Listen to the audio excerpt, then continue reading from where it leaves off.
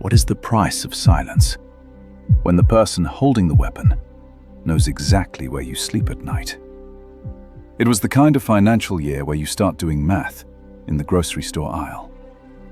I was looking at a frozen turkey and realizing that if I bought it, we wouldn't have enough for the electric bill in January. But I had a 7-year-old son, Toby, who still believed the world was magic, and a wife, Sarah, who was trying very hard to pretend she wasn't terrified of our bank account.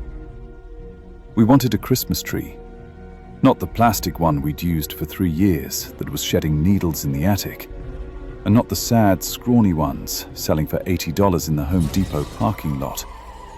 We wanted the real thing, the dream. That desire, that stupid, prideful need to provide a perfect experience, is what led us up the logging road on December 23rd.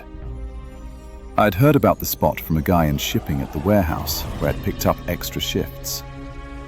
He told me the land off Route 9, past the old reservoir, used to be a tree farm in the 80s.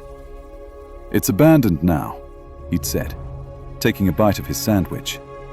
"Overgrown. Nobody cares. You drive up, hike in a half-mile, cut a spruce, and you're out. Free Christmas." It sounded like a victimless crime. It sounded like an adventure. The weather was turning when we parked the sedan. The sky was a bruised purple, heavy with unfallen snow, and the temperature had dropped into the single digits. We were the only car at the trailhead, which wasn't really a trailhead, just a wideness in the dirt road where the gravel had washed out. Sarah was hesitant. She pointed to a faded, bullet-riddled sign nailed to an oak tree about 50 yards in. It was illegible, moss-covered, but the intent was clear. Keep out. "It's fine," I told her, unloading the bow saw from the trunk. "Dave said the bank took this land years ago. It's just trees sitting here rotting." Toby was already running circles in the snow, his breath puffing out in little white clouds.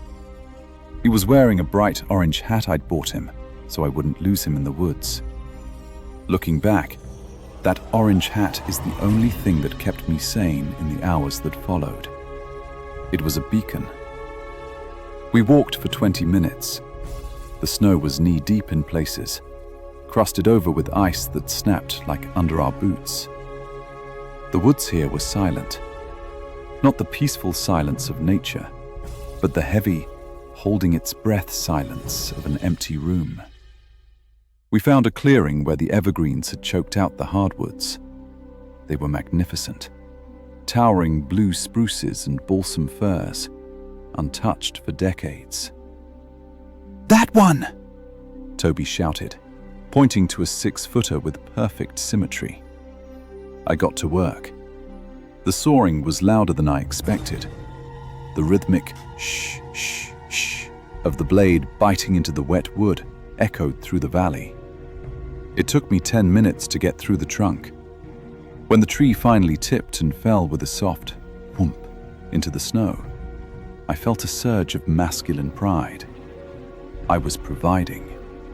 I was the hunter-gatherer bringing the prize home. I was tying the rope around the base of the tree to drag it when the sound of an engine cut through the air. It wasn't a car. It was the high-pitched whine of a snowmobile engine, getting louder, fast. "Arthur?" Sarah's voice went up an octave. "Just wait," I said, standing up. Probably just kids riding the trails. But the machine that burst into the clearing wasn't ridden by kids. It was a heavy-duty utility sled, battered and painted matte black. The driver killed the engine immediately. He didn't take off his helmet. He just sat there, idling in the silence, staring at us. He was a big man, wearing a canvas Carhartt jacket stained with oil and grease.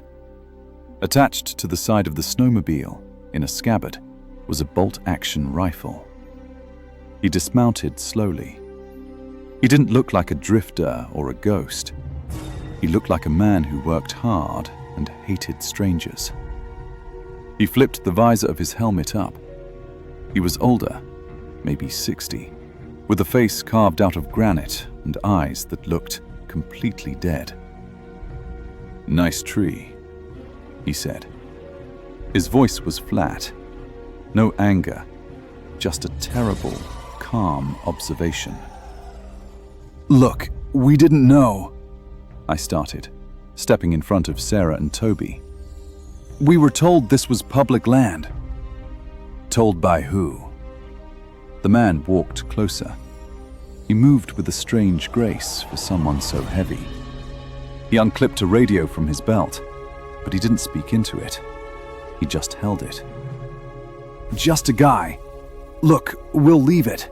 We're sorry." "You cut it down," he said, looking at the stump. "You killed it. Can't put it back up." "I can pay you for it," I said, reaching for my wallet. My hands were shaking, not from the cold. The man ignored my wallet. He looked at Toby, then he looked at Sarah, then he looked back at me. He reached down and pulled a zip tie from his pocket. A large, heavy-duty plastic tie, the kind used for HVAC ducting or securing loads. "You're trespassing on posted private property," he said. "This is the Miller estate. I'm the caretaker, and you're thieves." "We're leaving," Sarah said, grabbing Toby's hand. "Arthur, let's go." The man didn't yell. He didn't lunge. He simply pulled a handgun from his waistband, a heavy, black revolver, and leveled it at my chest. It was so casual, so practiced, that my brain couldn't process the danger immediately. "Nobody is going anywhere," he said. "Phone. Now." He made Sarah throw her phone into the snow, then mine. He crushed them both under his heavy boot. "Walk," he commanded, pointing a gloved finger down a different path, away from our car. "Toward the ridge." "Please," I begged. "He's 7. Just let them go." "You want me to shoot you in front of him?" the man asked. The question was devoid of emotion. It was a logistical query. "Walk." We walked for 30 minutes. The sun was setting, casting long, bruised shadows across the snow. The temperature plummeted.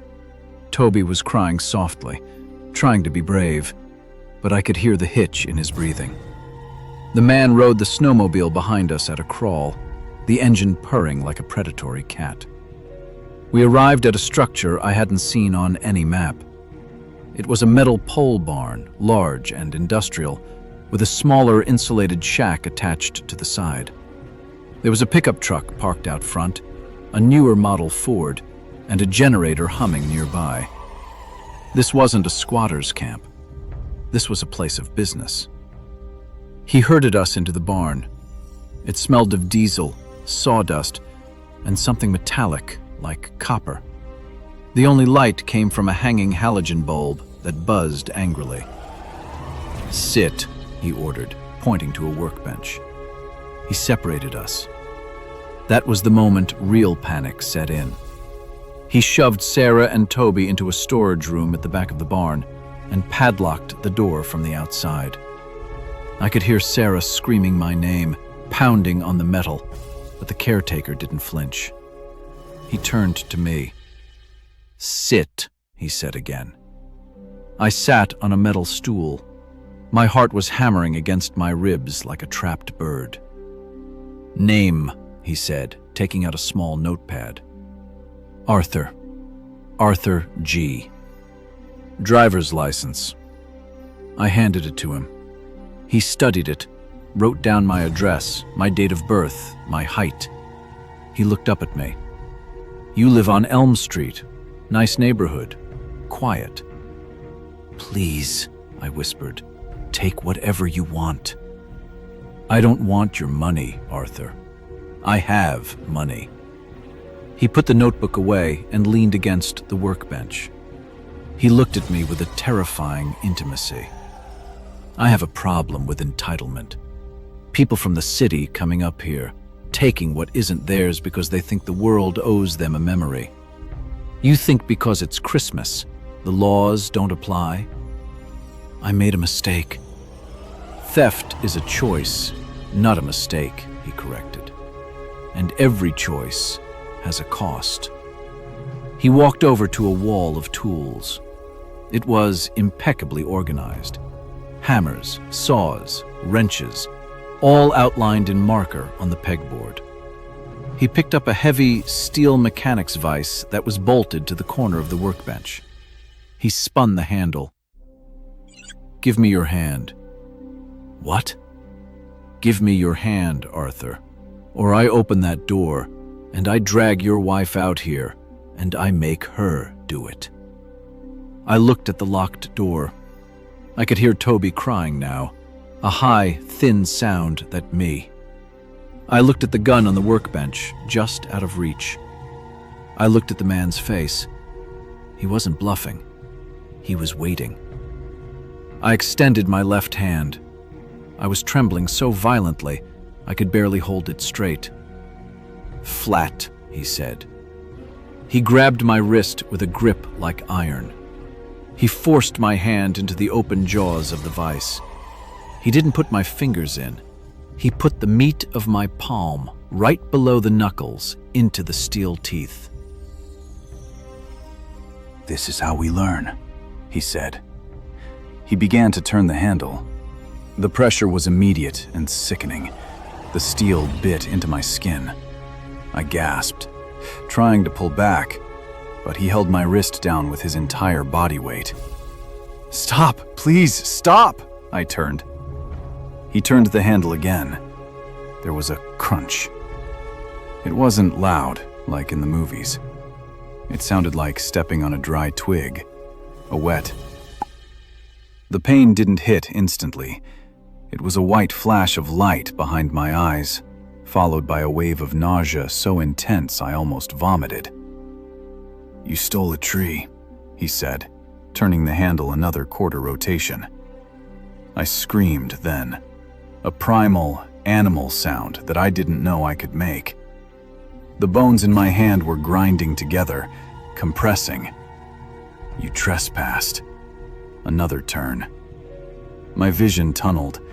The world narrowed down to the grease-stained metal of the vise and the man's unblinking eyes. He wasn't enjoying it. That was the worst part. He wasn't smiling. He was doing a job. He was fixing a fence. He was castrating a calf. It was necessary maintenance. "Now," he said, stopping the rotation. My hand was a mangled, throbbing ruin trapped in the steel. "You listen to me very carefully, Arthur." I nodded, tears streaming down my face, snot running from my nose. I would have agreed to anything. I would have burned the world down to make the pressure stop. "I have your address. I have your wife's name. I know where your boy goes to school. I saw the sticker on your bumper." He leaned in close, his breath smelling of stale coffee. "If you go to the police, if you tell anyone about this, I won't come for you. I'll wait. Maybe a month, maybe a year. But I will come for the boy. I swear. If you say this was an accident, if you say you slammed it in a car door, then we're square. You paid the fine." He looked at me for a long moment, searching for a lie. Then, abruptly, he spun the handle counterclockwise. The pressure released, but the pain tripled as blood rushed back into the crushed tissue. I pulled my hand to my chest, cradling it into my sleeve. It looked like a deflated balloon, purple and misshapen. He unlocked the storage room door. Sarah rushed out, saw me huddled on the floor, and "Get him up," the man said to her. "Drive him out. Don't speed on the access road." He threw our keys at her feet. The walk back to the car is a blur of agony. Sarah had to support me. Toby was silent, terrified by the sounds I was making. The man didn't escort us. He knew he didn't have to. He stood in the doorway of the barn, watching, cleaning his fingernails with a pocket knife. Sarah drove us down the mountain. She wanted to go to the nearest hospital in the county. I grabbed the steering wheel with my good hand, nearly running us off the road. "No," I through clenched teeth. "Drive home. Drive to the city. Not here." "Arthur, your hand. He knows where we live, Sarah. He has the license." We drove 3 hours straight to a hospital in the city. I told the triage nurse I had been changing a tire and the jack slipped, crushing my hand between the chassis and the concrete. I told the doctor the same thing. I told the surgery team the same thing as they pinned the shattered metacarpals back together. They looked at me skeptically. The bruising pattern was too uniform, too straight. But they didn't push. It was Christmas Eve. They had drunk drivers and domestic disputes to deal with. We never went back to the mountains. We moved 3 months later to a different state, even though it cost us our savings. We changed our license plates, but the fear didn't leave. Every year, when the weather turns cold and the Christmas lights go up, I feel a feel in my left hand. I can't make a fist properly anymore. The weather makes the pins ache. But the real horror isn't the pain. It's the silence. We never told Toby what really happened. We told him a branch fell on me. But sometimes I catch him looking at my hand. He's 17 now. He remembers the barn. He remembers the man. And I know he wonders why his father let a monster walk away. I wonder too. But then I remember the look in that man's eyes, the absolute, bureaucratic certainty of his violence. And I know I'd let him crush the hand, just to keep him away from my son. We bought a plastic tree that year. We still use it. I can't stand the smell of fresh pine. It smells like a vice, tightening.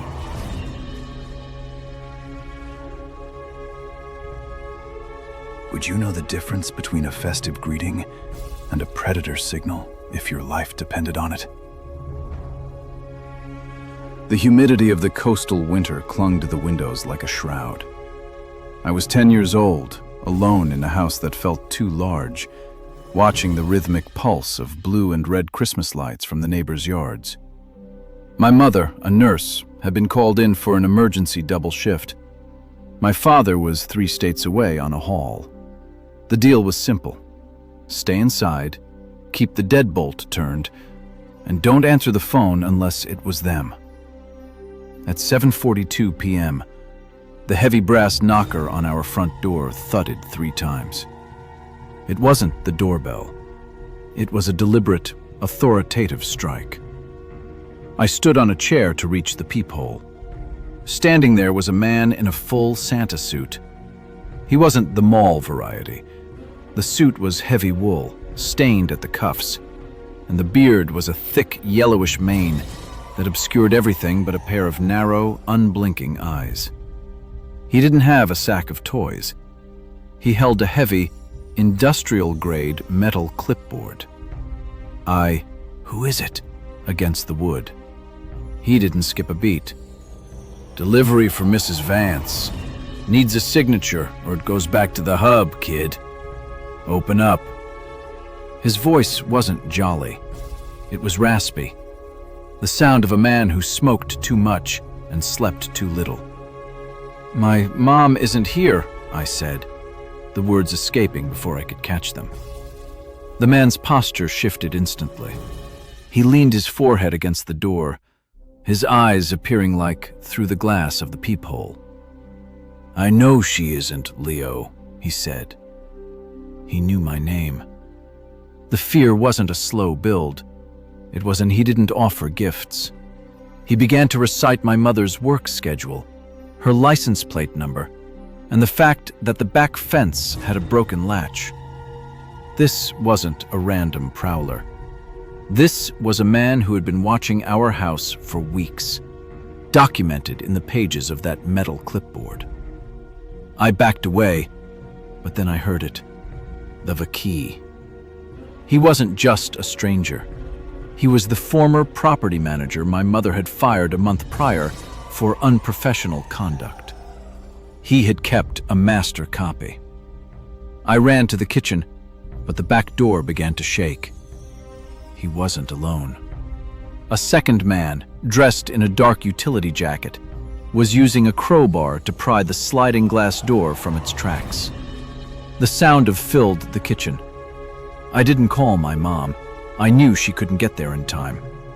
I dialed 911 and shoved the phone under the refrigerator as the line connected, screaming my address as loud as I could before the back door gave way with a crack. I bolted for the basement, the only room with a heavy interior lock. As I slammed the door and threw the bolt, I felt the wood shudder. He was kicking it. "Open the door, Leo. I just want what she owes me," he roared. The physical violence was no longer a threat. It was a reality. I heard them tossing the upstairs rooms, the sound of furniture being overturned. They weren't looking for jewelry. They were looking for the leverage they needed. I huddled in the coal crawl space, tasting copper in my mouth from fear. 10 minutes felt like a decade. Then came the sirens. Not the melodic bells of a sleigh, but the harsh, screaming reality of the county police. I heard the front door being kicked in by boots, the shouts of, "Police, drop it!" and the sound of a heavy struggle, the grunts of men being wrestled to the ground, and the metallic snap of handcuffs. When the officers finally found me, the man in the red suit was being led out, his fake beard torn off, revealing the face of a man I had once invited in for coffee with my mother. He didn't look like a monster. He looked like a neighbor. And that is the part that keeps me awake every December.